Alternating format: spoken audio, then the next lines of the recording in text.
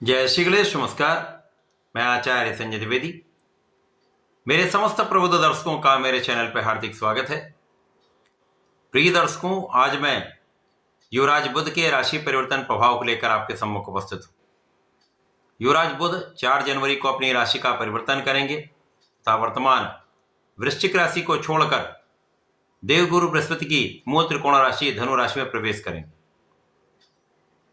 अब चूंकि गुरुदेव बृहस्पति तथा बुध का एक विशेष संबंध है, क्योंकि गुरुदेव की दोनों राशियों के लिए बुध 2 केंद्र के स्वामी हैं, इसी प्रकार से बुध की दोनों राशियों के लिए गुरुदेव 2 केंद्र के स्वामी होकर विशेष प्रभाव देते हैं। अभी तक जो बुध का गोचर चल रहा है वो वृश्चिक राशि में है, जो मंगल की राशि है, जहां पर ये मित्रवत राशि नहीं है। इसी प्रकार से यहां पर ये राहु के दृष्टि के प्रभाव में होने के कारण जड़ दोष में थे।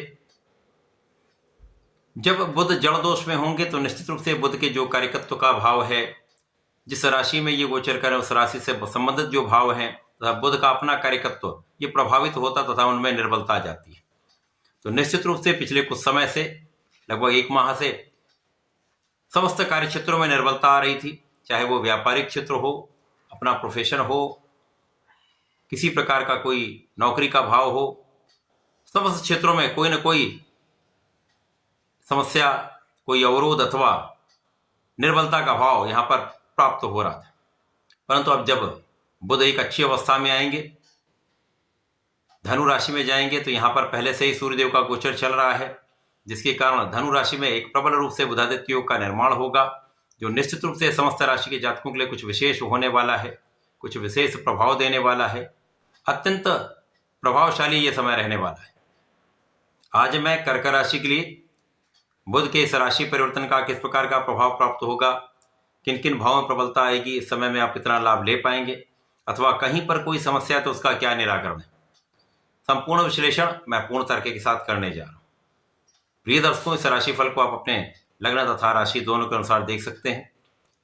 कर्क राशि चंद्रमा की राशि है, जहां पर चंद्रमा का नित्य परिवर्तन होता है। इसी प्रकार से कर्क राशि के लिए बुध मित्रोत नहीं होते हैं।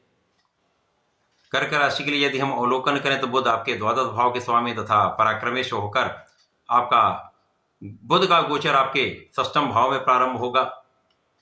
षष्ठम भाव जो कि तृक भाव है, निर्बलता का भाव है, रोग ऋण शत्रु का भाव है, यहाँ पर बुध जब गोचर करना प्रारंभ करेंगे तो निश्चित रूप से बुध के कुछ कार्यकत्व में निर्बलता अवश्य आएगी। परंतु यहाँ पर बुध विपरीत राजयोग में भी होंगे तथा सूर्य के साथ बुधादित्य योग में होंगे, जिसके कारण कुछ विशेष लाभ आपको प्राप्त होने वाले। निश्चित रूप से इस समय में जो आपके कार्य क्षेत्र में, आपके व्यापारिक क्षेत्र में अथवा आपके प्रोफेशन में जो आलोचना करने वाले लोग थे, जो शत्रुवत भाव रखने वाले लोग थे, उनका पराभव होगा। शत्रुओं का विनाश निश्चित है। इसी प्रकार से जो लोग इस समय में ऋण लेने के लिए प्रयासरत थे, कहीं ना कहीं कोई अवरोध आ रहा था, समस्याएं आ रही थी, काम सिद्ध नहीं हो पा रहा था, इस समय में आपका किया गया प्रयास सफल होगा। आपको ऋण की प्राप्ति अच्छे संस्थान से हो सकती है। इसी प्रकार से आपको सरकार से, सरकारी तंत्र से, सरकारी सेवाओं से, शासन प्रशासन से विशेष लाभ प्राप्त होता है। विशेष रूप से इस समय में आपके कानूनी समस्याओं का अंत होगा, जब आप अत्यंत प्रभावी रहने वाले हैं। यद्यपि इस समय में कुछ व्यय बढ़ेगा, परंतु आप अपने कानूनी समस्याओं में विजयी रहने वाले हैं। कुछ यात्राएं आपकी हो सकती हैं। यात्राएं विशेष रूप से आपके लिए लाभान्वित करने वाली होंगी। कुछ बड़ा लाभ यहां पर प्राप्त होगा ही, उसके साथ साथ कुछ बड़ी योजनाएं आपकी यहां पर फलीभूत हो सकती हैं। जो लोग विदेश में रहकर कार्य कर रहे हैं, विदेश में रहकर व्यापार कर रहे हैं, विदेश से संबंधित होकर किसी कार्य में अथवा मातृ स्थान से संबंधित होकर अन्य देशों से, अन्य राज्यों से संबंधित होकर किसी कार्य में हो, तो यहां पर विशेष लाभ की प्राप्ति अवश्य करेंगे। इस समय में जो आपका परिश्रम है वो श्रेष्ठ रहने वाला है। परिश्रम का संपूर्ण लाभ आप ले पाएंगे। इस समय आपके भाई बहनों का सहयोग भी आपको प्राप्त होगा। कुछ मतभेद होते हुए भी आपको लोगों का सहयोग मिलने वाला है। यहां पर सूर्य और बुध का विशेष योग आपके षष्ठम भाव में होकर आपके ऋण से आपको मुक्त भी कर सकता है। यदि इस समय आप ऋण चुकाने का प्रयत्न कर रहे हैं तो निश्चित रूप से आप अपने ऋणों से भी मुक्त हो सकते हैं। यहाँ पर मौसम के कुछ रोग हो सकते हैं, कुछ एलर्जी की समस्या हो सकती है, कुछ रक्त से संबंधित अथवा कुछ स्किन से संबंधित कुछ समस्याएं हो सकती हैं, जहां पर आपको ध्यान रखना चाहिए। इस बदलते हुए मौसम में आप अपने खाने पीने पर पूर्ण नियंत्रण रखें, बाहर के खाने से बचें, एक स्वस्थ लाइफस्टाइल को अडॉप्ट करें। यदि आप यहाँ पर प्राणायाम योगा करते हैं तो बहुत सारी समस्याएं यहाँ पर अपने आप कम हो जाएंगी। विशेष रूप से प्राणायाम जो आपके अंदर ऊर्जा का प्रवाह कर देगा, सूर्य का साथ यहाँ पर मिलेगा तो रोगों से आप मुक्त रहेंगे। तो छोटी मोटी समस्याएं हैं जिनका निस्तारण भी हो जाएगा। अब यहाँ पर धन के स्वामी के साथ बुध का गोचर है, पराक्रमेश का गोचर है, तो यहाँ पर आप जितना परिश्रम करते जाएंगे धन का लाभ उतना होता जाएगा।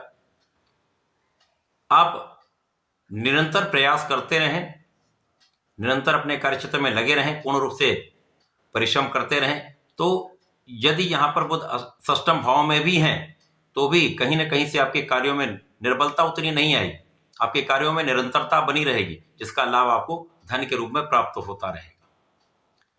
क्योंकि सूर्य को किसी प्रकार का कोई त्रिक दोष नहीं लगता, केवल यहाँ पर बुध प्रभावित होंगे। लेकिन बुध भी विपरीत राजयोग में, जो विपरीत परिस्थितियों में भी आपको लाभ देता है। तो अचानक ही कुछ ऐसे योग बन सकते हैं जब आपको कहीं से, किसी स्रोत से एक अच्छा लाभ प्राप्त हो सकता है। अचानक कार्यक्षेत्र में कुछ प्रगति हो सकती है, नए कॉन्ट्रैक्ट प्राप्त हो सकते हैं। इस समय में आप आध्यात्मिक भी रहने वाले हैं, पूजा पाठ में आपका मन लगेगा।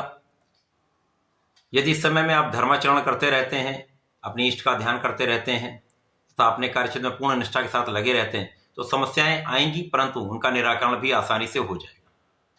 अब क्योंकि बुध एक सेंसिटिव प्लेनेट है, अपना संपूर्ण प्रभाव त्वरित प्रदान कर देते हैं तथा इस जगत में कोई भी ऐसा कार्यक्षेत्र नहीं जो बुध के कार्यक्षेत्र में नहीं आता हो। चाहे वो आपके व्यापारिक क्षेत्र हो, नौकरी का क्षेत्र हो, वाणी ज्ञान से संबंधित क्षेत्र हो, कैलकुलेशन का क्षेत्र हो, गणित से संबंधित ज्ञान हो, शिक्षा का क्षेत्र हो, समस्त क्षेत्रों में बुध का प्रभाव होता है। तो कहीं ना कहीं कुछ निर्बलता इन क्षेत्रों में अवश्य आएगी, परंतु जैसा कि यहाँ पर सूर्य के साथ योग है तथा विपरीत राजयोग है, जो इन समस्याओं में भी आपको बल देने वाला होगा, आपको आगे बढ़ने के लिए प्रेरित करने वाला होगा। तो इन समस्याओं का निस्तारण करते हुए भी आप आगे बढ़ते जाएंगे और इन विपरीत परिस्थितियों में भी आप लाभ ले पाएंगे। केवल अपने शारीरिक स्वास्थ्य का ध्यान रखें, बाकी कोई बड़ी समस्या यहाँ पर नहीं है।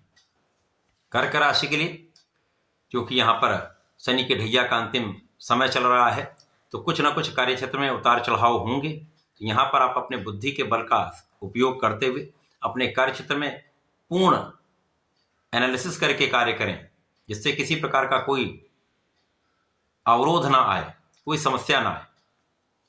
कुछ ध्यान रखेंगे तो समस्याएं कम से कम होंगी, अवरोध कम से कम होंगे, आप समस्याओं से बचते हुए लाभ प्राप्त कर पाएंगे। इस समय बुध का प्रभाव निश्चित रूप से आपको सकारात्मकता देने वाला है। इस पूरे समय में आपको नियमित रूप से भगवान गणपति की आराधना करनी चाहिए। संकट नाशन गणेशोत्तम का नित्य कम से कम एक बार सुबह या संध्या के समय पाठ कर लें अथवा ओम गंगणपतये नमः का जप करें।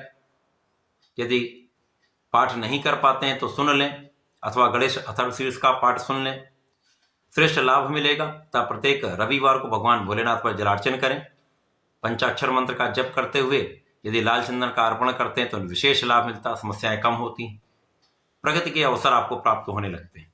तो ऐसा करके इसका लाभ लें। धन्यवाद, नमस्कार।